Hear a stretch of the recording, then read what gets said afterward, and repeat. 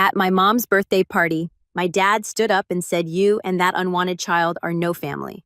So I walked out, took them to court for draining Grandpa's trust, and watched their perfect reputation collapse. I'm Sabrina Ward, 29 years old. I walked into my mom's birthday party carrying hope for warmth, maybe even a chance to finally mend the wounds that had scarred our family for years. But instead of kindness, I was struck with something far worse than a slap. It came in the form of words sharp and cutting, meant to shatter me. My father stood up, his voice ice cold and heavy with finality echoing through the crowded room. "I don't want you or that unwanted child in this family. You're dead to me and out of the will." The room froze. Silence filled the air as every pair of eyes turned toward me. I didn't cry. I didn't scream. I simply looked back, my heart pounding like a drum, and made a choice. Without saying a word, I set my gift down on the table and walked out of the party. An hour later, my phone lit up with call after call. The very people who had cast me aside now sounded frantic, their voices trembling, begging me to return. But I didn't. I answered just once, and with two simple words, I ended it. Too late. In that moment, I realized something important. I was no longer the weak one, no longer the daughter they thought they could break. Walking away wasn't defeat. It was freedom. It was finally choosing myself over their cruelty. If you were pushed away by your own family in front of everyone, what would you do? Share your thoughts in the comments. I want to hear your story. 2 years ago, my life in Salt Lake City felt full of promise. I was 27, thriving as an event planner, orchestrating weddings and galas, with a knack for turning chaos into elegance. My days buzzed with vendor calls, venue tours, and client meetings, but I loved the rush.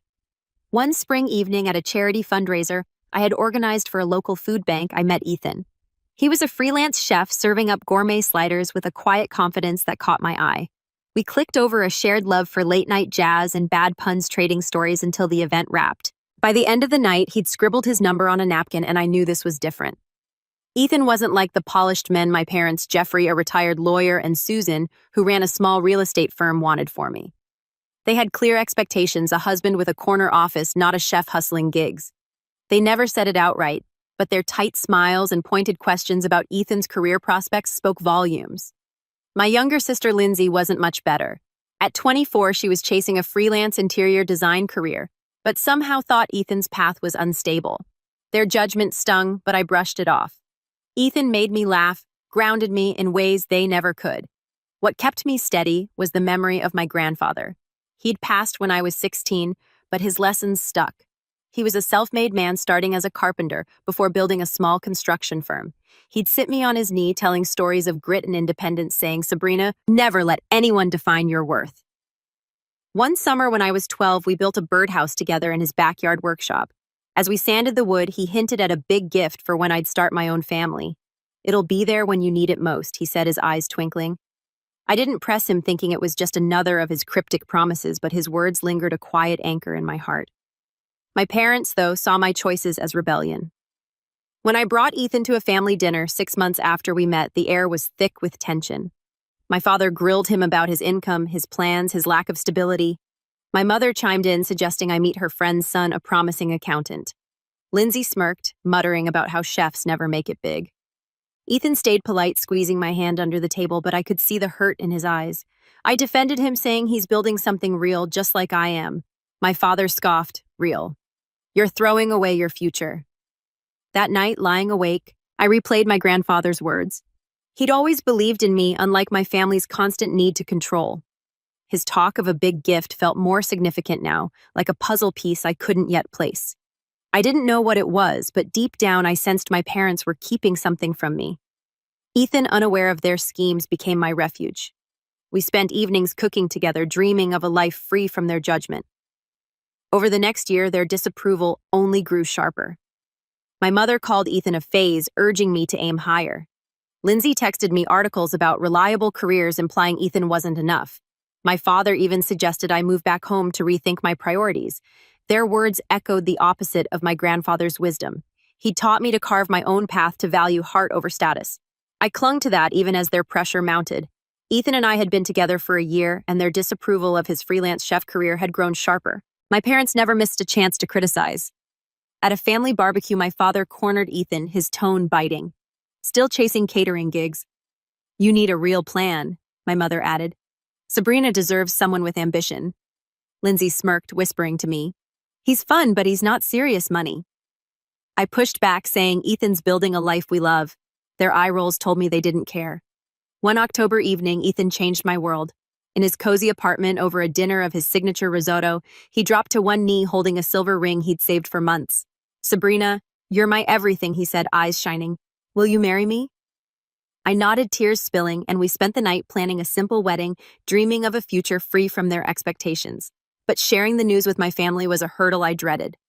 I invited them to dinner at our favorite Italian restaurant, hoping to ease them into it. When I showed the ring, my mother's face soured.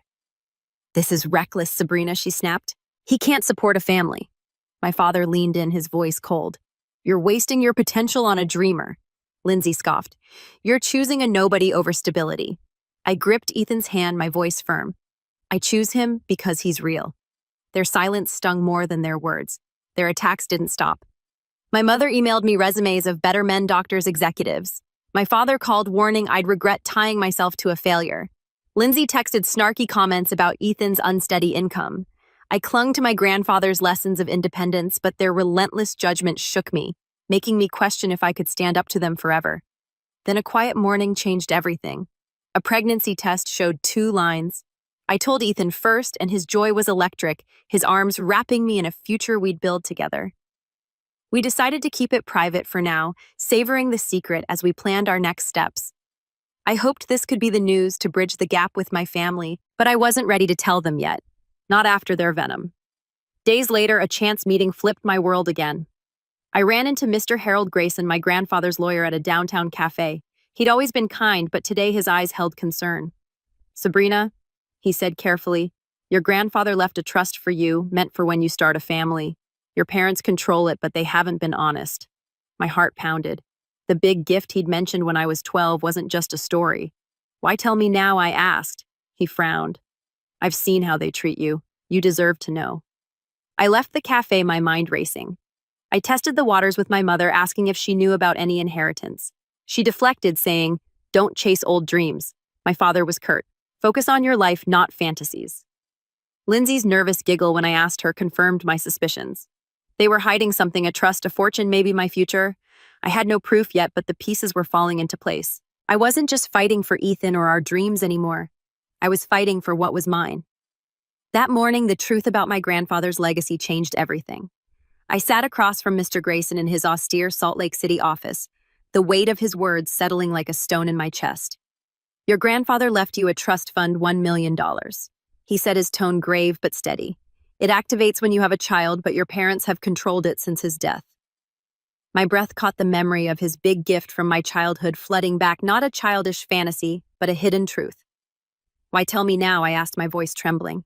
Mr. Grayson leaned forward, his eyes kind, resolute. "You're starting a family, Sabrina. It's your right to know what they've kept from you." I left his office, my mind churning with betrayal, anger, and a fierce determination to face my parents tonight at my mother's birthday party. All afternoon, I wrestled with my emotions. The secret of my pregnancy, shared only with Ethan, felt like a fragile hope against their relentless disapproval of our engagement. I wanted to believe that announcing our child could soften their hearts, bridge the chasm between us. But Mr. Grayson's revelation had shifted something deeper. My parents weren't just rejecting Ethan, they were guarding a fortune meant for me, controlling my future. In my apartment, I prepared a small gift, a carefully wrapped package that held my defiance. I didn't know if I'd have the strength to leave it, but it felt like a step toward reclaiming my life. As evening fell, Ethan and I arrived at my parents' sprawling home, the backyard aglow with fairy lights strung across towering pines. Tables draped in white linen groaned under silver trays of canapes and flutes of champagne, the air humming with the chatter of guests in tailored suits and shimmering dresses. My mother stood at the center, radiant in a deep blue gown, her smile a polished mask as she accepted compliments. My father lingered nearby, his commanding presence drawing eyes, his gaze sharpening when it landed on me. Lindsay weaved through the crowd, her laughter bright but her eyes cold as they flicked toward Ethan. His hand in mine was my anchor, his quiet strength steadying my racing pulse. The party pulsed with life, but tension coiled inside me. I waited for the right moment, my fingers brushing the gift in my purse, its weight a reminder of the line I was about to draw. During a lull, as the band paused and glasses stilled, I stepped onto a low platform raising my flute. "I have an announcement," I said, my voice clear despite the knot in my throat. "Ethan and I are expecting a baby." The words carried my hope fragile but defiant into the night. The silence that followed was deafening. My mother's smile froze, her eyes widening with shock, then narrowing with something colder disapproval. Lindsay's glass halted midair, her lips curling into a sneer as she muttered to a guest. My father advanced, his face a storm of rage. "A child with that man," he roared, his voice slicing through the crowd. "You're no longer my daughter. You're out of this family and the will." Gasps erupted, whispers rippling like wildfire. Ethan's grip tightened, his jaw set, but I stood firm. Their words a blade I'd felt before but refused to let break me. Their rejection wasn't new, but its raw cruelty in front of everyone laid bare their need to control. The trust fund, their lies, their power over my future, it all clicked into place. My grandfather's lessons of strength surged through me, drowning out their venom. I wasn't just fighting for Ethan or our child. I was fighting for my own legacy.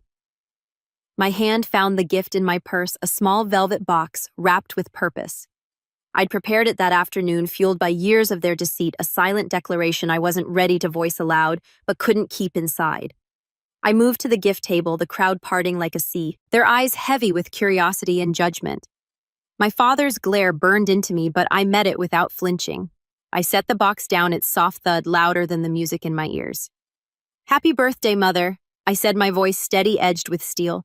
The words were for me a severance of their hold. I turned, took Ethan's arm, and walked out, the night air sharp against my skin. Each step fueled my resolve, a fire kindled by their betrayal and my grandfather's truth. As we reached the car, the party's lights faded behind us, the hum of voices resuming as if nothing had changed. But I had. The gift wasn't just a gesture. It was my stand, a promise to myself and my unborn child. I didn't know how they'd react when they opened it, but I knew I was ready for whatever came next. We drove into the darkness, my heart steady with the strength I'd only begun to claim. An hour after I left, my phone started buzzing nonstop. The screen lit up with missed calls and texts, my father's name flashing repeatedly. I ignored them, my fingers trembling as I clutched the steering wheel, the weight of the velvet box I'd left behind lingering in my mind. Ethan reached over, his hand steady on mine. "You did what you needed to," he said softly. But the storm was just beginning. Back at my parents' house, the party had unraveled. A neighbor, Mrs. Carter, later told me she'd seen my father and mother rush to the gift table after I walked out, their faces pale as they tore open the small velvet box. Inside was my grandfather's heirloom ring, its gold glinting under the fairy lights, and a folded letter in my handwriting. The note was brief, but sharp. "I know about the trust fund, $1 million, and the $500,000 you've already taken." Their hands shook as they read it, the crowd's chatter fading as their panic became impossible to hide. Mrs. Carter overheard my mother gasp. "How does she know?" while my father muttered, "This can't get out." Their calls came fast and frantic. My phone vibrated with my father's voice, his tone shifting from anger to desperation. "Sabrina, we need to talk," he pleaded in a voicemail. "This is a misunderstanding." My mother's message was softer, almost tearful. "Please come back. We can fix this." I stared at the screen, their words hollow against years of their control and lies. I typed a single reply to both. Too late. Then I silenced my phone, my resolve hardening. Ethan watched me, his eyes proud but worried. "They'll lash out," he warned. I nodded, knowing he was right. The next morning, the backlash hit. My best friend Kristen called me at dawn, her voice urgent. "Sabrina, you need to see this," she said, sending screenshots from a local community group on social media. My parents had posted a scathing message painting me as a greedy, ungrateful daughter who'd betrayed them for money. Sabrina demanded her grandfather's trust fund, turning her back on family. It read, my mother added a comment. "She's always been selfish, chasing wealth over loyalty." Lindsay chimed in, calling me a disgrace who abandoned us.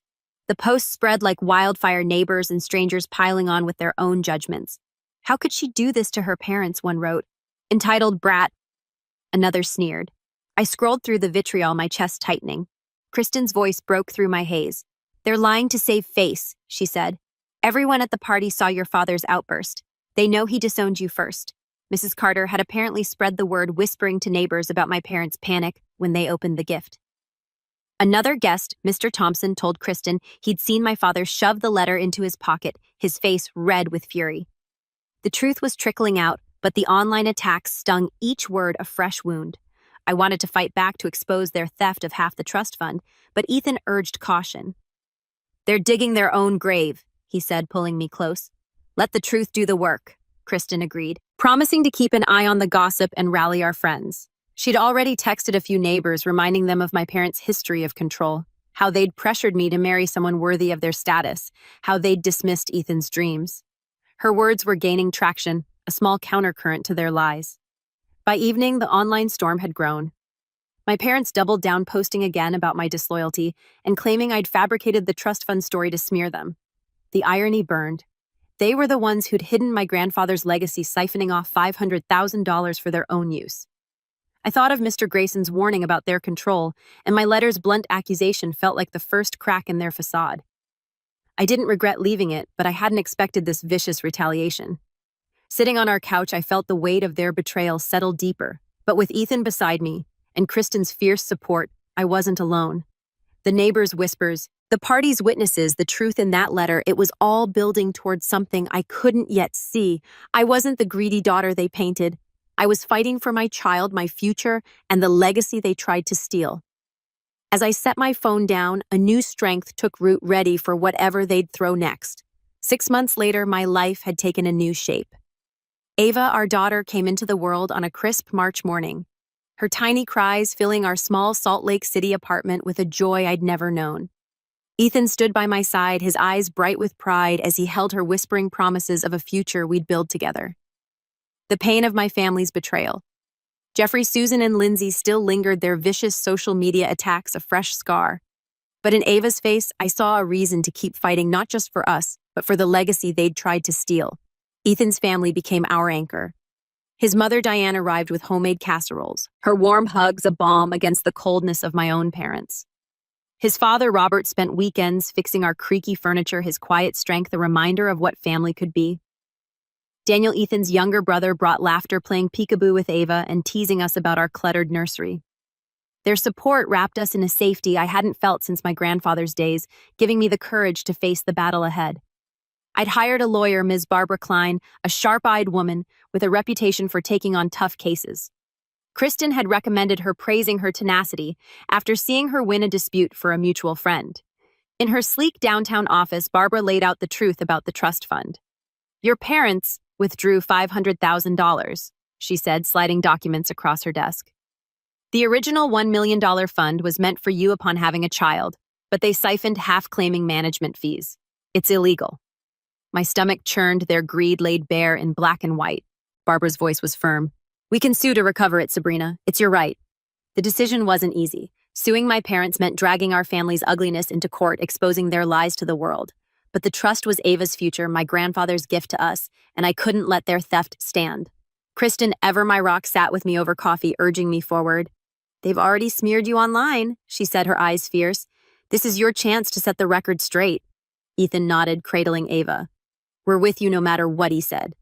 Their faith steadied me, pushing me toward a choice I knew I had to make. A week later, Jeffrey reached out, not directly, but through Barbara. He'd called her office, his voice dripping with indignation, claiming I was greedy for pursuing the trust. "Sabrina's tearing this family apart over money," he told her, accusing me of ingratitude and betrayal. Barbara shut him down, her tone icy. "Your daughter's defending her child's future," she said. "You broke the law, Mr. Allen. This isn't about greed, it's about justice." When she relayed the conversation, I felt a surge of gratitude. Barbara wasn't just my lawyer, she was my shield, cutting through their manipulations with a clarity I'd struggled to find. The online attacks hadn't stopped. My parents and Lindsay kept posting their words, venomous, painting me as a selfish daughter who'd fabricated lies for profit. Neighbors who'd witnessed the party, Mrs. Carter and Mr. Thompson, started pushing back, sharing the truth about my father's outburst and the letter's revelation. But the damage was done. My name was tangled in their lies, and I knew a lawsuit would stir the hornet's nest further. Still, I couldn't back down. Ava deserved better, and so did I. Late one night, as Ava slept and Ethan worked on a new recipe in our kitchen, I sat with Barbara's documents, the numbers glaring up at me. $500,000 stolen, half of what my grandfather intended for my family. I thought of his stories, his belief in standing tall against those who'd take what's yours. The lawsuit wasn't just about money. It was about reclaiming my voice, my dignity after years of their control. I signed the papers, my hand steady, and called Barbara the next morning. File it, I said, my voice firm. I'm ready. Our life wasn't perfect, but it was ours. Ethan's catering business was growing, Diane and Robert's support unwavering, and Daniel's goofy visits kept us grounded. Kristen checked in daily, her updates on the community's shifting opinions, a reminder that truth was slowly winning. The lawsuit loomed, a daunting step into a fight I didn't want but couldn't avoid. As I held Ava, her tiny hand curling around my finger, I felt a fire ignite. This was for her, for us, for the legacy my parents thought they could bury. 9 months after the party, I faced my parents in court. The Salt Lake City courtroom was cold, its polished wood and stern air a stark contrast to the chaos of my mother's birthday. I sat beside Barbara, her calm presence anchoring me as I watched Jeffrey and Susan across the room. Their faces were drawn eyes, avoiding mine, a far cry from the commanding figures who'd disowned me. Lindsay sat behind them, her expression unreadable. Ethan squeezed my hand under the table, his steady warmth reminding me why I was here, for Ava, for our future, for the truth. Barbara had built an airtight case. She presented evidence of the trust fund $1 million meant for me when I had a child, and $500,000 my parents had siphoned off. Bank records, emails, and Mr. Grayson's testimony laid bare their theft, each document a nail in their defense. The judge, a stern woman with sharp eyes, listened as Barbara detailed their management fees, a flimsy excuse for greed. My parents' lawyers stammered, offering weak denials, but the truth was undeniable. When the gavel fell, the ruling was clear. Jeffrey and Susan were to repay the stolen $500,000 plus legal fees, a crushing financial blow. The courtroom victory was only half the story. Barbara had uncovered their social media posts, vicious lies calling me greedy and ungrateful, and submitted them as evidence of defamation. The judge agreed, ordering the posts be made public to show their malice. Within days, the news spread across Salt Lake City's tight-knit community. Neighbors like Mrs. Carter and Mr. Thompson, who'd witnessed the party, shared the court's findings, their whispers turning into a chorus. My parents' reputation, once polished by wealth and status, crumbled. Invitations to galas dried up and their charity board positions vanished. Jeffrey's business contacts grew distant, and Susan's social circle shrank to a handful of loyalists. The fallout hit them hard. Kristen, ever vigilant, sent me screenshots of local forums where former friends called my parents hypocrites, their lies exposed by the court's ruling. They acted so superior, but they stole from their own daughter, one post read. Another neighbor wrote, "I saw Jeffrey's rage that night. Sabrina didn't deserve that." The public shaming wasn't my goal, but it felt like justice, a reckoning for the pain they'd inflicted. Ethan and I watched the updates roll in, Ava sleeping peacefully in her crib, unaware of the storm her existence had sparked. Then came Lindsay's letter. It arrived at our apartment, her handwriting shaky on the envelope. "Sabrina," it began. "I'm sorry for everything. I was wrong to join their attacks. I want to meet Ava, be her aunt." Her words were soft, a plea for forgiveness, but they rang hollow. I remembered her sneers at the party, her cruel comments online, her silence when I needed a sister. I showed the letter to Ethan, who frowned. "She's only sorry because they lost," he said. Kristen, over coffee, was blunter. "She's covering her tracks now that they're exposed." Their words echoed my own heart. I wasn't ready to forgive, not after the betrayal. I met Lindsay at a quiet cafe, Ava in my arms, as a reminder of what mattered. She looked smaller, her usual confidence gone, her eyes pleading as she spoke. "I didn't know they took the money," she said, voice breaking. "Please let me be part of your life." I took a deep breath, my resolve unshaken. "You chose their side, Lindsay," I said, my tone firm but calm. "You don't get to rewrite that now. Ava deserves better than a family who'd tear us down." Her face fell, but I felt no regret. This wasn't about vengeance. It was about protecting my daughter, my peace. Walking away, I felt lighter. The lawsuit had restored what was mine, not just the money, but my voice, my strength. My parents' downfall wasn't my doing. They'd built their own ruin with lies and greed. Diane and Robert, Ethan's parents, welcomed us home with warm smiles, Daniel playing with Ava as we shared the news. Barbara called later, confirming the funds would be transferred soon enough to secure Ava's future. Kristen texted, "You did it. They can't touch you now." As I held Ava, her tiny laughter filling our home, I knew I'd made the right choice. The past was done, and my family, Ethan, Ava, and those who truly stood by us was all I needed. A year after the courtroom, my life was everything I'd fought for. The house came first. It wasn't extravagant, but it was ours, a 2-story brick home in a quiet Salt Lake City neighborhood. Walking through the bare rooms with Ethan, I imagined Ava's laughter echoing down the hallway and sunlight spilling across the kitchen where he would cook. Signing those papers meant more than ownership. It meant freedom from the chains my parents had tried to hold over me. Ethan poured his energy into a dream long deferred. With help from the restored trust, he opened Brooks's Table, a restaurant downtown.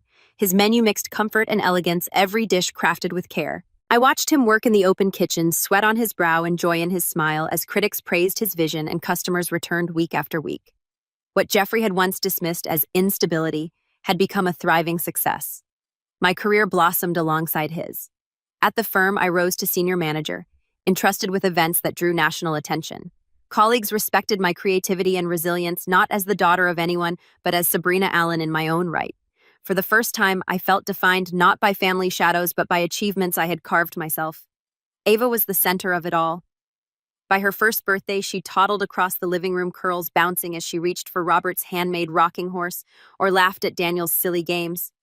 Diane filled our freezer with casseroles and our hearts with warmth.